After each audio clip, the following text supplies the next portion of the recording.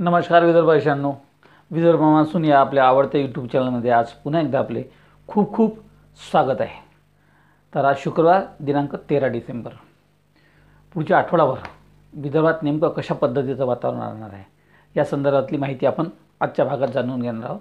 कारण की आपल्याला विशेषतः विदर्भातील शेतकऱ्यांना अतिशय महत्त्वाची बातमी या निमित्तानं आम्हाला द्यायची आहे, ती म्हणजे विदर्भातील वातावरण पुन्हा एकदा बिघडणार आहे। 22-23 तारखेनंतर किमान आठवडाभर विदर्भात वादळी पाऊस होण्याची शक्यता आहे आणि हा विदर्भातील शेतकऱ्यांसाठी मोठी संकटाची घडी आहे आणि त्यामुळेच विदर्भातील शेतकऱ्यांनी आताच या संदर्भातली माहिती घेऊन त्या संदर्भातलं शेतीचं नियोजन करावं, जेणेकरून आपल्या पिकाचं नुकसान होणार नाही। सोबतच जे पर्यटक बाहेर जात असतील फिरायला त्यांनीही या संदर्भातली माहिती घेणं गरजेचं आहे, कारण की 22-23 तारखेपासून विदर्भात वादळी पावसाचा कहर होऊ शकतो आणि यामध्ये गारपीटसुद्धा होऊ शकते काही ठिकाणी। अर्थात 2-3 दिवसानंतर आम्ही त्या संदर्भात अधिकृत माहिती देऊ, परंतु हे एवढं मात्र नक्की आहे की 23 तारखेपासून 22-23 तारखेपासून तर जवळपास 27 तारखेपर्यंत विदर्भात वादळी पावसाची शक्यता आहे। जर आपण सध्याची IMDने प्रसारित केलेली ही जर इमेज आपण बघितली, सॅटेलाइट इमेज, तर आपल्या लक्षात येईल की गेल्या काही दिवसापासून विदर्भात थंडीचा प्रकोप आहे आणि जवळपास विदर्भातील अनेक ठिकाणी तापमान जे आहे हे 7 ते 8 अंशावर पोहोचला। विशेषतः मेळघाटचा चिखलदरा वगैरे हा जो भाग असतील आणि उत्तरेकडचे म्हणजे मध्य प्रदेशाला लगतचे जे काही सातपुडा पर्वत रांगेचे जे भाग आहे, तर या भागामध्ये 7-8 काही ठिकाणी 9 अंशावर हे तापमान गेलेलं होतं। सध्याही थंडीचा कडाका चालू असून पुढचे 3 ते 4 दिवस म्हणजे जवळपास 19-20 तारखेपर्यंत विदर्भात थंडी ही कायम राहणार आहे। त्याचं कारण असं आहे की या भागातून जे काही वेस्टर्न डिस्टर्बन्स आले आपण बघतो या उत्तरेकडच्या भागातून, तर त्यामुळं हिमालय असेल, जम्मू काश्मीर असेल, या संपूर्ण भागामध्ये बर्फवृष्टी होत आहे आणि त्यामुळे या भागातून जे हवे येत आहे तर या हवेमुळं प्रचंड थंडीचं प्रमाण हे गेल्या काही दिवसात आपल्याकडे वाढलेलं आहे।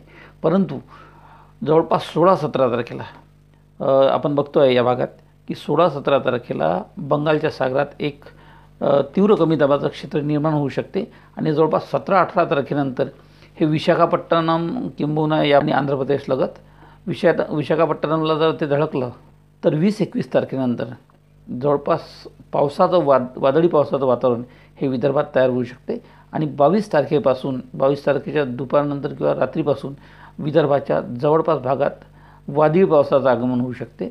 22, 23, 24ला याचं प्रमाण थोडं कमी होईल, परंतु पुन्हा एकदा 25, 26 आणि 27 असे 3, 4 ते 5 दिवस किंबहुना 6 दिवस विदर्भात वादळी पावसाचं वातावरण राहणार आहे। मोठ्या प्रमाणात विजांच्या गडगडाटासह विजासोबतच काही ठिकाणी गारपीटही या निमित्तानं होण्याची शक्यता आहे। तर आता हे नेमकं वातावरण कसं बदलणार आहे हे आपण थोडं विस्तृतपणे बघण्याचा प्रयत्न करू।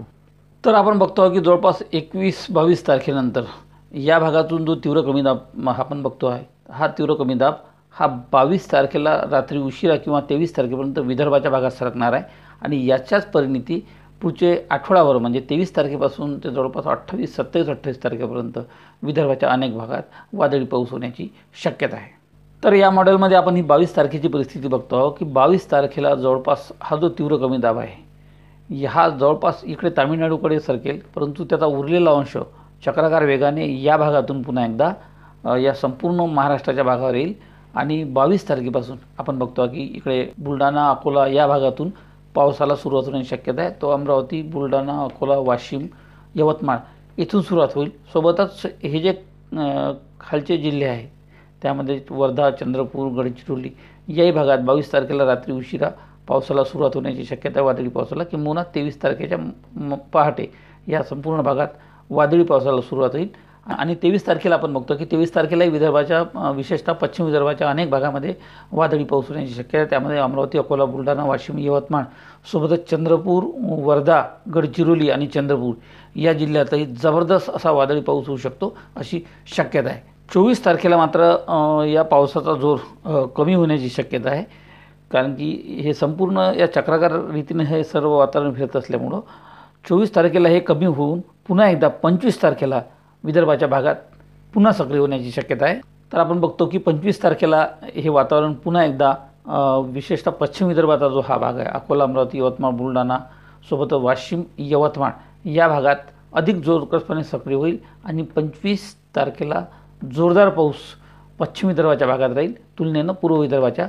मात्र हे वातावरण पुन्हा एकदा पूर्व विदर्भाकडे 26 तारखेला सरकेल आणि 26-27 तारखेला या संपूर्ण भागात पूर्व आणि पश्चिम या विदर्भाच्या दोन्ही भागात जोरदार वादळी पाऊस होण्याची शक्यता आहे. तर आपण बघतो हे 27 तारखेचा अंदाज आहे आणि आपण बघतो की 27 तारखेला सुद्धा संपूर्ण विदर्भाच्या भागामध्ये जबरदस्त वादळी पाऊस आणि काही ठिकाणी गारपीट होण्याची शक्यता आहे. त्याचं कारण असं आहे की हा सध्याचा जो काळ आहे हा गारपीटला अनुकूल असा काळ आहे, कारण की या भागातून उत्तरेकडून येणारे कोरडे वारे आणि या भागातून निर्माण झालेला आहे बाष्प बंगालच्या सागरातून. तर यामुळं या संपूर्ण भागामध्ये काही ठिकाणी गारपीट होऊ शकते. म्हणजे या पावसामध्ये गारपिटीची शक्यता नाकारता येत नाही. आपण बघतो की 27 तारखेला सुद्धा अमरावती, अकोला, बुलढाणा, यवतमाळ, वाशिम या भागात जबरदस्त असा वादळी पाऊस होऊ शकतो. सोबतच वर्धा, चंद्रपूर याही भागात जोरदार वादळी पावसाची शक्यता असून नागपूरचा उत्तरेकडचा भाग सोबतच गोंदिया आणि भंडारा याही जिल्ह्यात मध्यम ते जोरदार स्वरूपाचा वादळी पाऊस 27 तारखेला सुद्धा होण्याची शक्यता आहे. तर 27 तारखेला मध्यरात्री आणि 28 तारखेला जरी आपण बघितलं तर पुन्हा एकदा विदर्भाच्या पूर्व भागात विशेषतः नागपूर, भंडारा, गोंदिया, चंद्रपूर, गडचिरोली, वर्धा आणि या संपूर्ण भागामध्ये सोबतच अमरावती जिल्ह्याचा काही भाग, इकडे यवतमाळ जिल्ह्याचा काही भाग या भागामध्ये 27च्या मध्यरात्री आणि 28 तारखेला सुद्धा जबरदस्त असा वादळी पाऊस होऊ शकतो. म्हणजे एकंदरीत 22 तारखेच्या सायंकाळनंतर रात्री उशिरापासून तर 27 ते 28 तारखेपर्यंत विदर्भात दररोज मोठ्या पद्धतीने वादळी पाऊस होण्याची शक्यता दिसत आहे. तर ECMW मॉडेलच्या व्हर्जननुसार जर आपण बघितलं तर आपल्याला लक्षात येईल की पुढचे 3 ते 4 दिवस म्हणजे जवळपास 21 तारखेपर्यंत विदर्भात ही परिस्थिती राहील. तर 21 तारखेपर्यंत विदर्भात फारसं पावसाचं वातावरण नाही. जे काही वातावरण राहील ते इकडे पश्चिम महाराष्ट्र आणि उत्तर महाराष्ट्रात राहू शकते, लातूरपर्यंत. ही 21 तारखेपर्यंतची स्थिती आहे. 22 तारखेनंतर मात्र हा संपूर्ण जो विदर्भाचा भाग आहे तर हा आपल्याला पावसाच्या शक्यतेने आपल्याला दिसेल. तर हे बघा आपण बघतो की 22 तारखेनंतर ते पुढचे आठवडाभर संपूर्ण विदर्भात विशेषतः त्यामध्ये चंद्रपूर, गडचिरोली या भागात जोरदार पाऊस होण्याची शक्यता आहे. सोबतच यवतमाळ, वर्धा याही भागात जोरदार वादळी पाऊस होऊ शकतो.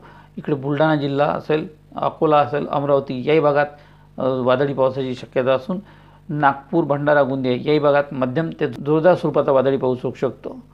परंतु सर्वाधिक जो धोका राहणार आहे या वादळी पावसाचा तर तो म्हणजे गडचिरोली, चंद्रपूर सोबतच वर्धा, यवतमाळ, वाशिम आणि बुलढाणा या जिल्ह्याला सर्वाधिक धोका राहण्याची शक्यता असून इकडे अकोला, अमरावती, नागपूर, चंद्रपूर, भंडारा, गोंदिया याही जिल्ह्यांमध्ये वादळी स्वरूपाचा पाऊस होण्याची शक्यता आहे आठवडाभर. म्हणजे 22 तारखेच्या रात्री उशिरानंतर ते 27 ते 28 तारखेपर्यंत.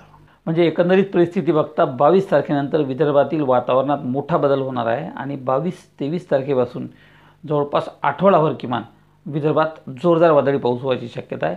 आणि अनेक ठिकाणी यामुळे गारपीट होऊ शकते, कारण की सध्या हिवाळ्याचं वातावरण आहे आणि हिवाळ्यात गारपीट होण्याची शक्यता दाट असते. त्यामुळे पिकांचं नुकसान होऊ नये याची काळजी शेतकऱ्यांनी घेऊन त्याच पद्धतीनं नियोजन करणं गरजेचं आहे. सोबतच जी काही मंडळी पर्यटनाला जातात, जवळपास विशेषतः तिरुपतीला वगैरे अनेक मंडळी आपल्या विदर्भाच्या भागातून जातात, तर त्यांना आमची विनंती आहे की शक्यतोवर पुढच्या 2-3 दिवसात म्हणजे 18-19 तारखेनंतर तिरुपतीला जाण्याचे टाळा, कारण की त्या भागात प्रचंड मोठी पावसाची अतिवृष्टी होणार आहे. 18-19 तारखेनंतर पुढचे 1 ते 2 दिवस तिरुपती भागामध्ये मोठी अतिवृष्टी होऊ शकते. विशेष म्हणजे 15 तारखेनंतरच त्याचं वातावरण चालू होईल. त्यामुळं पुढचे 4-5 दिवस तिरुपतीला जाण्याचं आपण टाळलेलं बरं राहील. तर एकंदरीत या पद्धतीने संपूर्ण विदर्भात हा पावसाचा अंदाज राहील. जवळपास पुढचे 3-4 दिवस ही थंडीची लाट विदर्भात आहे ती कमी होईल 20-21 तारखेनंतर आणि 22 तारखेनंतर जोरदार वादळी पाऊस विदर्भात होण्याची शक्यता आहे. तर या माहितीसह आजच्या भागात येथेच थांबतो. पुन्हा एकदा नवीन माहितीसह नवीन भागात भेटू. तोपर्यंत आपण आम्हाला रजा द्यावी. नमस्कार, धन्यवाद. जय हिंद, जय भारत, जय महाराष्ट्र, जय विदर्भ.